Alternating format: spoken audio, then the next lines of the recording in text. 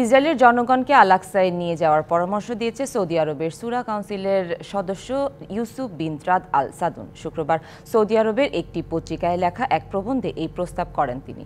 ইসরায়েলের প্রধানমন্ত্রী বেনিয়ামিন নেতানিয়াহুর সৌদি আরবের ভেতরে স্বাধীন ফিলিস্তিন রাষ্ট্র প্রতিষ্ঠার পরামর্শের উপহাস করে তিনি বলেন, ট্রাম্পের উচিত ইসরায়েলিদেরকে প্রথমে আল-আকসা অঙ্গরাজ্যে এবং গ্রিনল্যান্ড দখলের পর সেখানে সরিয়ে নেওয়া উচিত। একই সাথে ট্রাম্পের মধ্যপ্রাচ্য নীতির সমালোচনা করেন তিনি।